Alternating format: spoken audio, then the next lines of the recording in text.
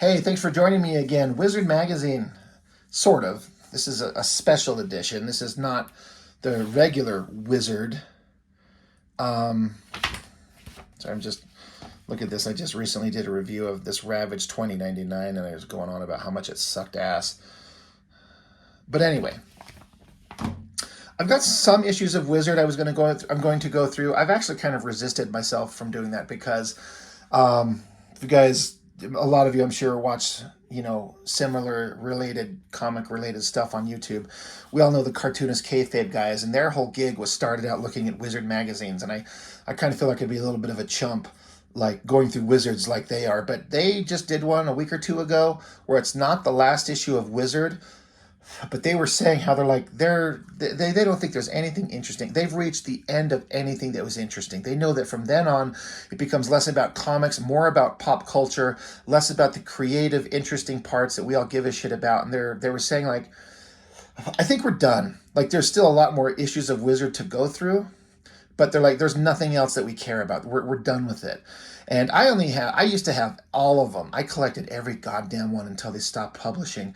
And years ago when I had to move, I had to purge a bunch of stuff. I took all of them and threw them away except like year one. And I have like, I don't know, 6 or 7 of them that I wanted to go through. And I will. But I saw this one and I'm like, oh shit, I don't think the cartoonist kayfabe guys ever looked at this. And I'm like, why not? Let's bust this out. If you're a fan of this stuff, you're like I've talked about my demographics that watch my videos. You're all the same age, and you're mostly guys, but we all grew up on this shit. So did you see this? Do you remember this? The most interesting thing about this is the cover, and it's a precursor to another series that we're going to look at here soon. The highly anticipated, highly super hyped, and massively fucked up Image United, where all the artists got together and drew a book, but each artist drew their own character.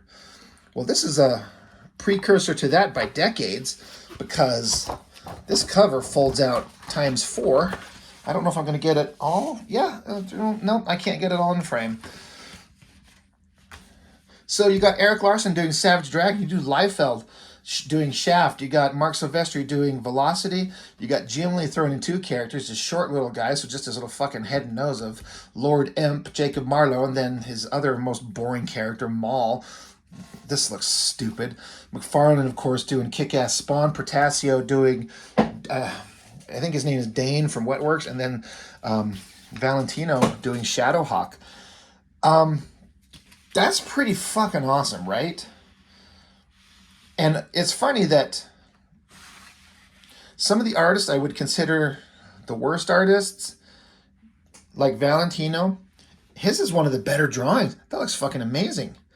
Jim Lee, who you consider one of the better artists, he chose the 2 stupidest characters he could possibly find in his group and throw them on there. Fuck that. Silvestri is my personal favorite artist, but that is not the best face he's ever done. Liefeld sucks. God, he sucks the sweat off a dead goat's balls. But that is pretty good. It stands out here. It's pretty good. Larson's always great. And Protasio, that looks really cool. The shiny metal, the gear on him. And McFarlane's Spawn, it stands out. It's almost like more the dynamic, dramatic way he draws with the cape and the, like, what's the word I'm trying to think of? Anyway, it just kind of stands out. It's not too terribly complicated of a drawing, honestly. It probably took him less time to draw that than anybody else, except maybe Silvestri. It didn't look like he took much time on that, but it's just kind of an interesting balance of Larson's always consistent, but Liefeld sucks, but he did good. Silvestri's great, but he sucks. Jim Lee's great, but he sucks. McFarlane's okay. Protasio did great, and Valentino did great. So, what a cover. This is literally the best, most interesting thing in this whole book. And then, let's flip it open to the other side. Build this, real estate. All right, if you say so, guys. Anyway, let's fold this shit over. 1, 2, 3.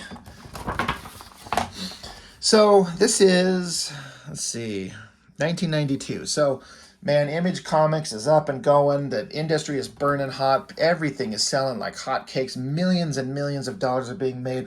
Gareb Shamus is a fucking loser. But he's got Wizard going on. He's riding the coattails of Image Comics to the bank and eventually kind of becomes an egotistical prick.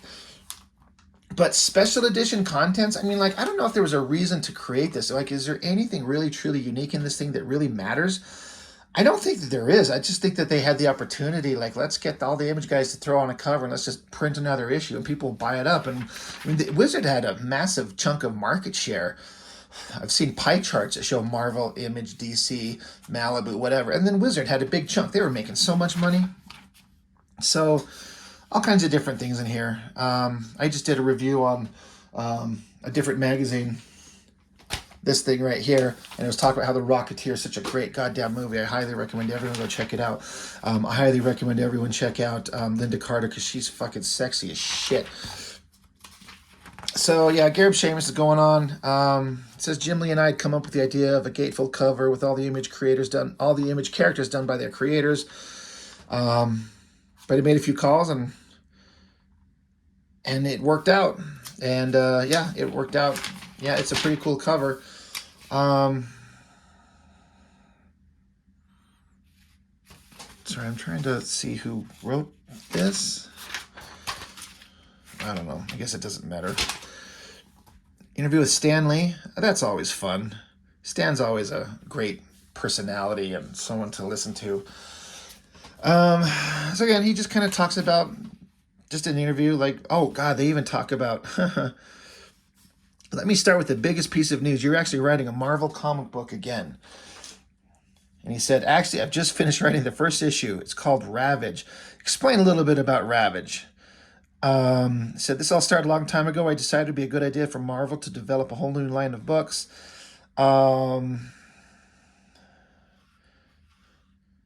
He says he tried to do the book. He wanted to do it with John Byrne. Now, that would have been a hell of an interesting thing. I can't remember the name of the artist drawing it. He was kind of fine. He was kind of competent. But he's no John Byrne. And I said that didn't work out. So he's just talking about it like here. The one I had always most interested was Ravage, a name I had always wanted to use for a character. Ravage starts out as an organization man. Then he finds out that the whole establishment he has been loyal to is pretty crooked. He goes from being a typical bureaucratic executive into an avenging, hot-tempered, angry vigilante of sorts. His whole personality and appearance change. Yeah, he straps garbage onto himself. The interviewer says, what's the catalyst for his change? And Lee says, you got to read the book, which is exactly perfect. So anyway, it just goes on. It's just an interview, just talking all kinds of different stuff. Not super exciting. I mean, it's interesting. It's it's an interview with Stan Lee, so there's always kind of interesting things there. They're talking about getting comic book characters into movies. Man, it took a long time for them to actually get that up and running. There's that Rocketeer. It's so great. Let's see. They're talking about I think the X-Men and animated show, which was coming up, and man, that was a big deal. God, did anybody remember this show?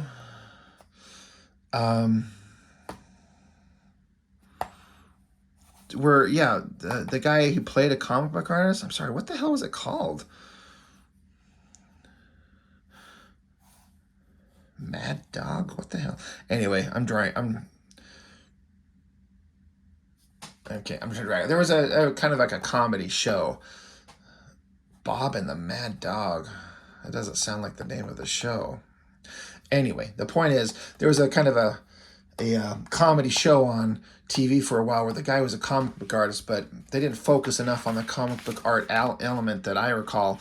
I mean, I tuned in to watch, but they didn't talk about the comic book stuff, and so I didn't care. Limited editions. Yeah, that was a big thing that pushed. the industry into crazy heights and then blew up the industry. Thank you, Wizard. You guys pushed the shit out of that. I mean, a lot of people did, but Spider-Man, X-Force, all kind of polybagged with variant covers and stuff like that. It's all fine. More just different stuff going on. A whirlwind tour of the history of superhero comics, the Golden Age.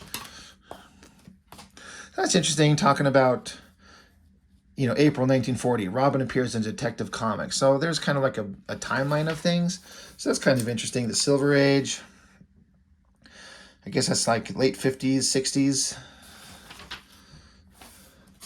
So there's interesting kind of like timelines of things in here. That's it. That's kind of interesting to see. Custom-made figures. Oh yeah, so I guess this was originally a Toy Biz Silver Surfer, but they turned him into Bullseye. So this is fun. People starting to get into the like custom-made stuff. Shatterstar, that's interesting. Some of the photograph. I mean, it's hard. You didn't have great cameras back in the day, so you have to really know what you're doing to take good pictures of these guys. Not super exciting. I mean, it's fun. It was all, like, it's an adventures kind of thing for people to do. It's fun to see like nerds being nerds way back in the day. A lot of toys. God, they just keep going and going. This is, I've talked about these. I did a whole 2 videos on, swimsuit issues. But you know what? I'm kind of okay with it because I'm an artist. I'm a guy. I like girls, and who can draw the hottest ones? For some reason, they had a Rob Liefeld drawing in there, and as for him, that's not bad. I always really, really thought that the pose on this drawing of Phoenix there, really good. Jim Lee doing Psylocke, of course. Joe Jesko, I believe, doing this painting of She-Hulk. This is some amazing artwork right there. He makes her look incredibly strong and powerful and hot. Really cool. Really great. I think that's Joe Jusko again. This classic, I mean, this Mary Jane, like I've seen that one a million times over. I think it was like a door-sized poster. You could buy it, hang it on your wall, almost life-size. White Queen has always been super hot, but that is not it's an okay drawing, but compared to some of these others, that has always been one of my most favorite pictures of Rogue ever. This playful like look on her face, the bent leg and the extended one, and she's flying and her arms kicked back. I think that is just a great drawing. And then obviously for the ridiculous stupid humor of it, throwing in like Chick Lobo. I don't know what the story with Lobo is in there, but it's just funny. Underrated talent. So they talk about different guys: Art T-Bert, Bart Sears, Jim Shooter, Mark Silvestri. I don't know why the hell he's in an article considered undiscovered or underrated talent. I don't know. I haven't reread this article. I'm not going to bother. These are always fun. The amazing art, fans throwing their work in there. This over-the-top, hyper-muscular Punisher, I thought that was always super fun. Like, that's crazy kind of fun. This is fun. Some guy drawing Silvestri, Lee, and Liefeld in the bodies of their characters they're famous for. That's kind of cool. This, I almost called them Mephisto. Mysterio, pretty good. Carnage Rules. They're all kind of fine. Some of them are a little bit better than others. Lobo for President. I wonder if these are some of these like paintings, like acrylic paints or something like that. It'd be interesting to know how these guys colored these things up. And then I guess just a breakdown of like the different comic companies. Marvel Comics, obviously the biggest. DC, the most boring. Hardcore from Valiant. You want to talk about boring? And there's a Jim Lee cover. How do you take Jim Lee and get a cover out of him? And it's one of the most boring pieces of artwork I've ever seen. I mean, it sucks. It's just nothing interesting. I don't know if it's because it's Jim Lee or it's because of the characters. And for the longest time, I didn't understand how to say, the hardcore, but I didn't know. So it was corpse. So I didn't know what the hard corpse was. I didn't get it. So Skybox, the Marvel cards. I just did a video on the Marvel Series 1 cards. I remember having these. Ended up throwing them all away after a certain amount of time. Image Comics. Here's the shit you're interested in. Spawn 1, Dragon #1. Good stuff. Valiant. Could not be more bored to death just looking at anything that they have. Like anything. Dark Horse always had cool shit. They always had like the movie properties. Aliens and Predators and Star Wars and shits. Those are cool. I've read only a couple of them. But at least I kind of respect them for that. Mirage. At the time, I had no idea who they were. I didn't understand. I knew who the Turtles were, but I liked the Turtles movie, but I didn't understand the appeal of the comics. And I never saw the comics. I just saw pictures. I didn't get it. I kind of do now, but I did not at the time. So that was not significant to me at the time. Malibu published Image Comics for the first year, and then once Image left them, they fell off into obscurity real fast. Tundra, again, stuff I didn't know anything about. I had no idea what Madman was or, oh my God, my brain is just tuning out. Mike Allred, again, didn't understand it at the time. I get it now. And then they just get into characters, creators, who they are, and some of the most significant guys. Can't overstate any of these guys. Every one of these guys is a pillar of the comic book creating world. Frank Miller, with Dark Knight Batman Year One, Dark Knight, Daredevil, Sin City, just everything he would do. He had a whole run of just amazing shit. A little bit off his rocker these days. I do not care for anything he does now, artwork-wise. John Byrne was hyper popular, and everything that he'd done, he touched all kinds of different things and brought all kinds of amazing visuals to the work. Liefeld, we know all about him. Silvestri, my favorite artist out of them all.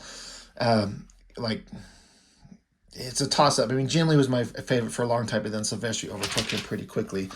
Jim Lee, Wills Protasio.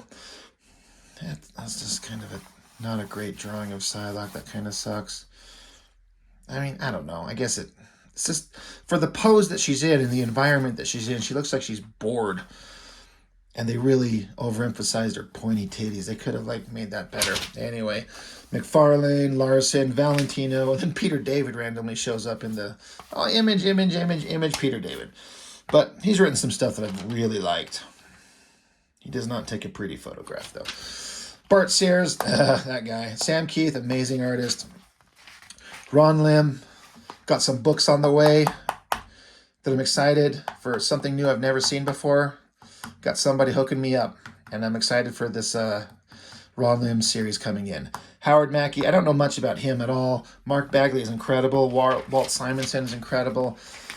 And then I guess these are pictures from a Comic-Con with this skinny little, wheezy, slimy little Garib Sheamus guy posing with the chicks in the Vampirella outfits. I mean, who wouldn't want to do that? And then a breakdown of the layout of the Comic Expo and Comic-Con in '92. Okay.